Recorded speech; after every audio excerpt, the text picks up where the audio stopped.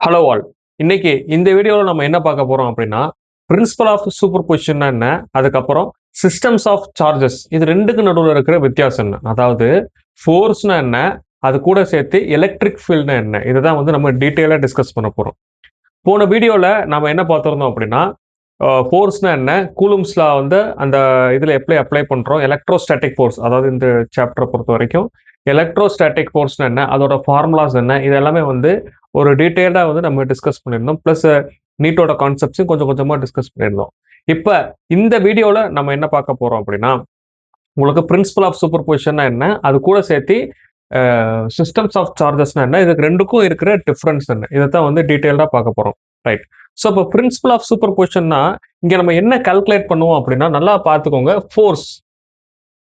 Okay. அப்ப principal of super பொசிஷன்னா இங்க நம்ம கால்குலேட் பண்றது ஃபோர்ஸ். சிஸ்டம்ஸ் ஆஃப் சார்ஜஸ்ல நம்ம கால்குலேட் பண்றது எலக்ட்ரிக் ஃபீல்டு. ஓகே. நம்மளுக்கு தெரியும். ஃபோர்ஸ்ங்கிறதும் வெக்டார் குவான்டிட்டி, எலக்ட்ரிக் ஃபீல்டுங்கிறதும் வெக்டார் குவான்டிட்டி. ரைட். நான் இப்ப இங்க 2க்குமே வந்து ஒரு லைன் வந்து டிரா பண்ணிட்டு, இது 2க்கு நடுவுல இருக்கிற டிஃபரன்ஸ வந்து நம்ம ஃபுல்லா இப்ப கால்குலேட் பண்ண போறோம். ரைட். ஸோ இப்ப இதுக்கு நான் ஒரு டயகிராம் வரையணும் அப்படின்னா, நல்லா புரிஞ்சுக்கோங்க. ஃபோர்ஸோட இந்த பிரின்சிபல் ஆஃப் சூப்பர் பொசிஷன்ங்கிறது நான் சிம்பிளா உங்களுக்கு புரியிற மாரி சொல்றேன் பார்த்துக்கோங்க. அதாவது அ ஒருத்தரு இன்னொருத்தர அடிச்சா எப்படி இருக்கும்?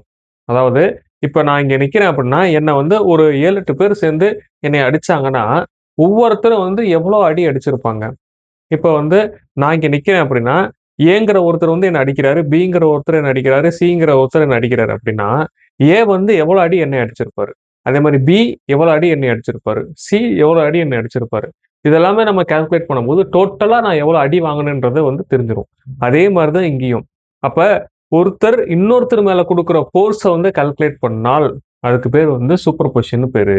ஆனா இந்த எலக்ட்ரிக் ஃபீல்டு வந்து அப்படி கிடையாது. இந்த சிஸ்டம்ஸ் ஆஃப் சார்ஜஸ் வந்து ஒரு பாயிண்ட் மேல இன்னொரு சார்ஜஸ் குடுக்குறதுக்கு இருக்கு இல்லையா? ஒரு பாயிண்ட் இருக்கு. அந்த பாயிண்ட் மேல இன்னொரு சார்ஜஸ். ரைட்? அப்ப இது வந்து பாயிண்ட்ல வந்து ஆக்ட் ஆகும். இது வந்து ஒரு சார்ஜ் மேல ஆக்ட் ஆகும். அவ்வளவுதான் வித்தியாசம். இப்ப நான் உங்களுக்கு டயகிராம் வரைஞ்ச உடனே உங்களுக்கு ஈஸியா அண்டர்ஸ்டாண்ட் ஆகும்.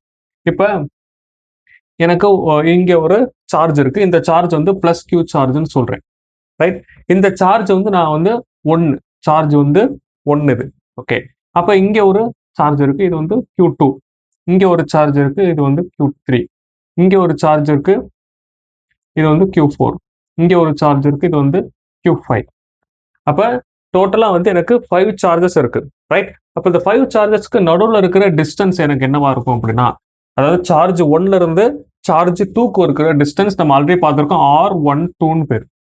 அதே மாரி சார்ஜ் 1ல இருந்து சார்ஜ் 3க்கு இருக்கிற டிஸ்டன்ஸ் வந்து R13. அதே மாரி இங்க இருக்கிறது R14. இங்க இருக்கிறது R15. இது வந்து distance between this charges. Okay. அப்ப எனக்கு இங்க டிஸ்டன்ஸ் கிடைச்சிருச்சு. அதாவது சார்ஜும் கிடைச்சிருச்சு. இந்த இடத்துல இருந்து எனக்கு என்ன கால்குலேட் பண்ணலாம் அப்படின்னா, இப்ப எனக்கு எஃப் டோட்டல் வேணும் அப்படின்னா, அதாவது டோட்டல் ஃபோர்ஸ் வந்து ஆக்ட் ஆகுது. இந்த சார்ஜ் 1 மேல டோட்டல் ஃபோர்ஸ் ஆக்ட் ஆகுது இல்லையா? இத்தனை பேர் சேர்ந்து அடிக்கிறாங்க இல்லையா ஒருத்தர?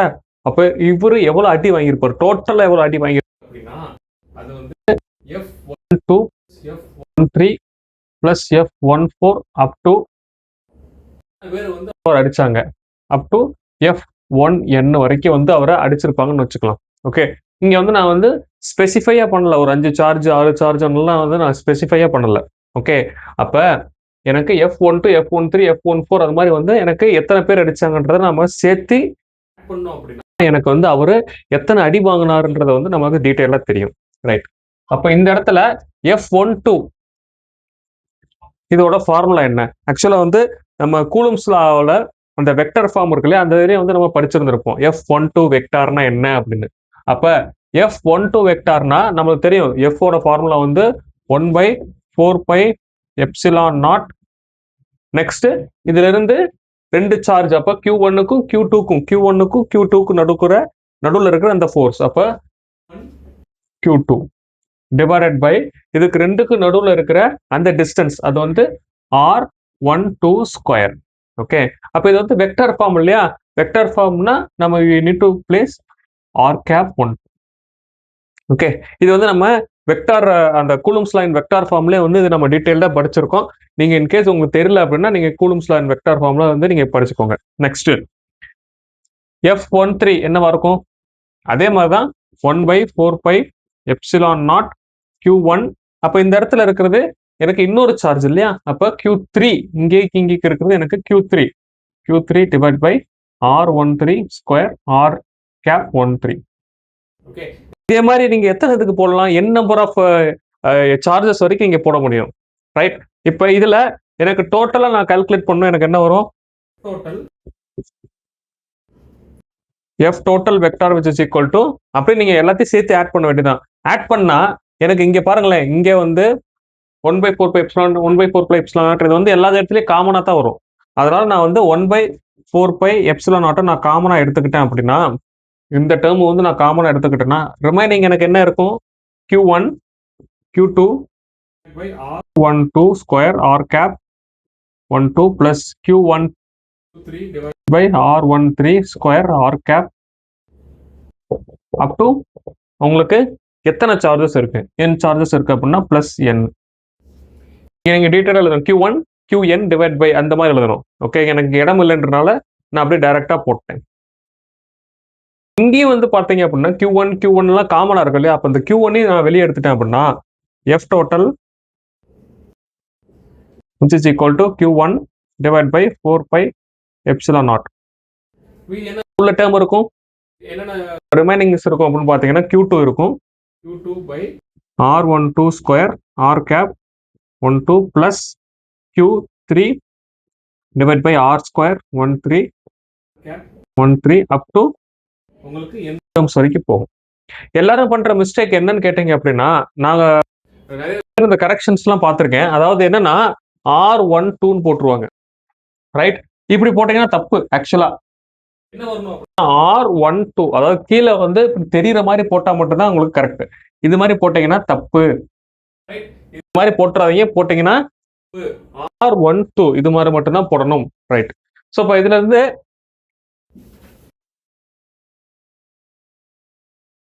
நெக்ஸ்ட் இது வந்து இதான் ஃபைனல் ஃபார்முலா. ஆனா இந்த ஃபைனல் ஃபார்முலா இப்படியே நான் வச்சிருந்தேன் அப்படின்னா என்னால வந்து சிம்பிளிஃபைடு வெர்ஷனா வந்து யூஸ் பண்ண முடியாது. சோ இப்போ இதை வந்து நான் சிம்பிளிஃபைடு வெர்ஷனா நான் வந்து யூஸ் பண்ணோம் அப்படின்னா இந்த இடத்துல எனக்கு என்ன பண்ணலாம்? F total is equal to Q1 divided by 4 pi naught. இப்போ இதை வந்து நான் சிம்பிளிஃபைடா பண்ண போறேன். சிம்பிளிஃபைடா பண்ற போது நான் வந்து I am just using summation. Okay, இது வந்து நான் சிம்பிளிஃபைடா சின்னதா இது பண்றதுக்காக நான் இந்த இது யூஸ் பண்றேன். இப்ப வேரியபிள் இருக்கு அதெல்லாம் பாருங்க. Q எல்லா இடத்துலயும் Q காமனா இருக்கு. நெக்ஸ்ட் R எல்லா இடத்துலயும் காமனா இருக்கு. டிவைட் பை R 1 காமனா தானே இருக்கு. அப்ப R1 ஸ்கொயர் என்ன இருக்கு? அதே தான் R கேப் காமனா இருக்கு. சோ நான் இப்ப காமனா இருக்க டேர்ம்ஸ் எல்லாம் எழுதிட்டேன். இப்ப வேரியபிளா இருக்கிற டேர்ம் என்னென்ன இருக்கு? இங்க Q2 இருக்கு, Q3 இருக்கு, இங்க R12 இருக்கு, R13 இருக்கு. சோ அப்ப அந்த வேரியபிளா இருக்கிற டேர்ம் வந்து I just denote I. Okay, I இங்கேயும் I. இப்ப இந்த ஐயோட லிமிட் வந்து நம்ம டிஃபைன் பண்ணோம் இல்லையா? இப்ப இந்த ஐயோட லிமிட் நீங்க என்னன்னு கேட்டீங்க அப்படின்னா இங்க இருந்து ஸ்டார்ட் ஆகுது, 2ல இருந்து ஸ்டார்ட் ஆகுது இல்லையா? அப்ப R which is equal to 2, சரி Rங்கற I which is equal to 2. இந்த ஐயோட லிமிட் வந்து 2ல இருந்து ஸ்டார்ட் ஆகுது. எது வரைக்கும் முடியுது? நம்ம இன்ஃபினிட்டி. சரி, வித் n என்ற டேர்ம் வரைக்கும் உங்களுக்கு போகுது. அப்ப R சரி I is equal to 2 to இதான் லிமிட் உங்களுக்கு. இந்த லிமிட்டுக்குள்ள நீங்க உங்களுக்கு இப்போ சப்போஸ் எனக்கு வந்து சார்ஜஸ் வேணும் அப்படின்னு கேட்டீங்கன்னா equal to 2 to n வந்து நீங்க 3ஓ 4ஓ 5ஓ 6ஓ 7ஓ வந்து நீங்க போட்டுக்கலாம், ரைட்?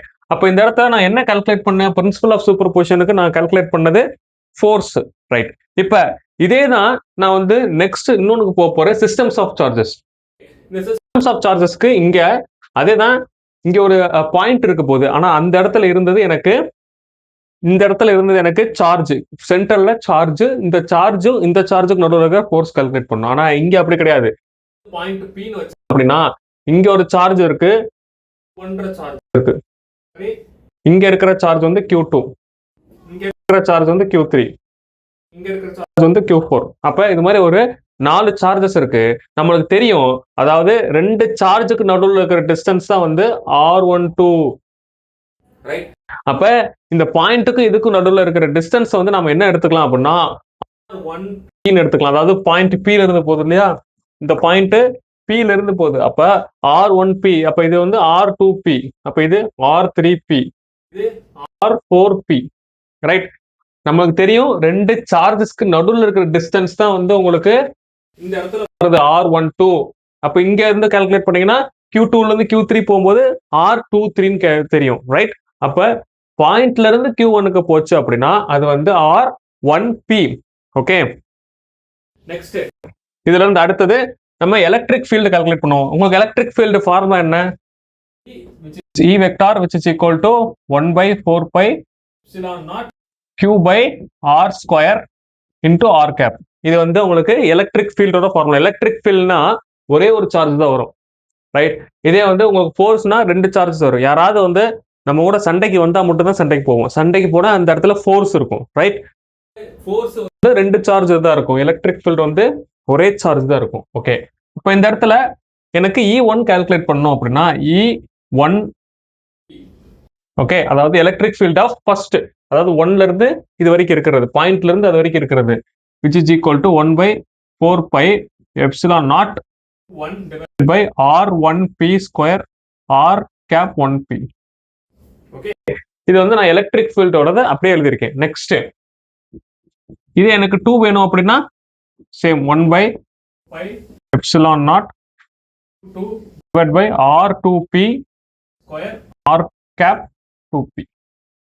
ஓகே, அப்ப இது டோட்டல் எலக்ட்ரிக் ஃபீல்டு வந்து என்ன பண்ணும்? சேம் இதே ப்ரொசீஜர் தான், உங்களுக்கு எந்த ஒரு சேஞ்சஸுமே கிடையாது, இதே ப்ரொசீஜர் தான். அப்ப E total which is equal to E total, அதாவது டோட்டல் எலக்ட்ரிக் ஃபீல்டு, ஏதோ டோட்டல் எலக்ட்ரிக் ஃபீல்டு இந்த பாயிண்டோட இந்த பாயிண்ட் மேல ஆக்ட் ஆகுற அந்த டோட்டல் எலக்ட்ரிக் ஃபீல்டு எவ்வளவு அப்படின்னா E is equal to E1P plus E2P up to உங்களுக்கு n வரைக்கும் இருக்கிறது, right?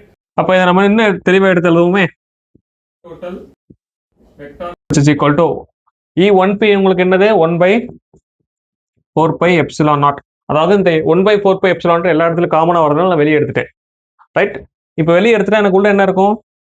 Q1 divided by R1P R cap 1P plus Q2 divided by R2P R cap plus up to உங்களுக்கு எந்த term வரைக்கும் வேணுமோ எழுதிக்கலாம், up to எனக்கு n வரைக்கும் வேணும்னு எழுதிக்கலாம். நெக்ஸ்ட் சேம் இதுதான் உங்களுக்கு ஃபைனல் ஆன்சர். இங்க இருக்கு இல்லையா, உங்களுக்கு இங்க இருக்குது. ஆனா என்ன பண்ண போறேன்? சிம்பிளிஃபைடு வெர்ஷனை நான் கொண்டு வர போறேன். அப்படின்னா total vector equal to simplified நான் கொண்டு வரும்போது உங்களுக்கு என்ன இருக்கும்? 1 by 4 pi epsilon naught. இதுல வந்து சமேஷன் போடுவோம்.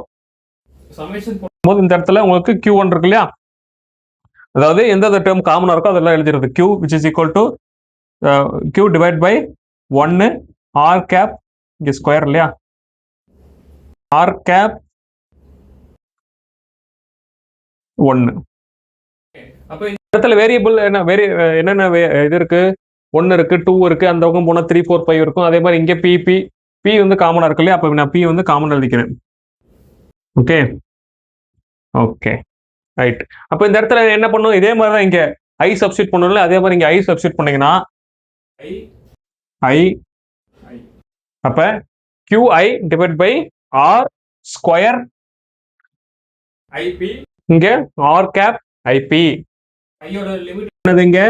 it starts from என்னது ஸ்டார்ட் ஆகுது? உங்களுக்கு 1ல இருந்து ஸ்டார்ட் ஆகுது up to n வரைக்கும், ரைட்? அப்ப இங்க நம்ம இன்னைக்கு என்ன உங்களுக்கு இதுல கால்குலேட் பண்ணோம் அப்படின்னா, அது ஃபோர்ஸ் ஆக்ட் ஆன் இன்னொரு, அதாவது ஃபோர்ஸ் பிட்வீன் டூ சார்ஜஸ்க்கு நடுவில் இருக்கிற ஃபோர்ஸ். அதாவது இங்க இப்ப மல்டிபிள் சார்ஜஸ் இருக்கு, அப்ப மல்டிபிள் சார்ஜஸ்க்கு நடுவில் இருக்கிற ஃபோர்ஸ், ஒரு பாயிண்ட் ஒரு சார்ஜ் மேல எவ்வளவு ஃபோர்ஸ் கொடுக்குறாங்க அப்படின்றத கால்குலேட் பண்றது பிரின்சிபல் ஆஃப் சூப்பர் பொசிஷன். அப்ப இந்த இடத்துல சிஸ்டம்ஸ் ஆஃப் சார்ஜஸ்ங்கிறது வந்து உங்களுக்கு ஒரு பாயிண்ட் மேல இந்த எலக்ட்ரிக் ஃபீல்டு எல்லாமே, இந்த டோட்டல் எலக்ட்ரிக் ஃபீல்டு வந்து ஒரு பாயிண்ட் மேல ஆக்ட் ஆகுறது கண்டுபிடிச்சிங்க அப்படின்னா சிஸ்டம்ஸ் ஆஃப் சார்ஜஸ், ரைட்? அப்ப எலக்ட்ரிக் ஃபீல்டுங்கிறது ஒரே ஒரு சார்ஜை பொறுத்து இருக்கும், இதே ஃபோர்ஸ்ங்கிறது ரெண்டு சார்ஜஸ் வந்து பொறுத்து இருக்கும், ரைட்? ஸோ இந்த அடுத்த வீடியோல வந்து டைபோல்னா அதுக்கு முன்னாடி வந்து எலக்ட்ரிக் ஃபீல்டு என்ன, அந்த எலக்ட்ரிக் ஃபீல்டோட ப்ராப்பர்ட்டிஸ் எப்படி இருக்கும் அதை வந்து டீட்டெயிலாக டிஸ்கஸ் பண்ணுவோம். அதுக்கப்புறம் டைபோல் நெக்ஸ்ட் கான்செப்ட்ஸ் எல்லாமே வந்து டீட்டெயிலாக டிஸ்கஸ் பண்ணுவோம். இப்போ இதோட நீட் கான்செப்டையும் நம்ம அடுத்தடுத்த வீடியோஸில் நீட் அண்ட் ஜேஇ கான்செப்ட்ஸையும் டிஸ்கஸ் பண்ணுவோம். உங்களுக்கு ஏதாவது டவுட்ஸ் இருந்தது அப்படின்னா கமெண்ட் பண்ணுங்க. அதை பற்றி வந்து ஒரு வீடியோ வந்து நம்ம டீட்டெயிலாக வந்து டிஸ்கஸ் பண்ணி உங்களுக்கு போடலாம்.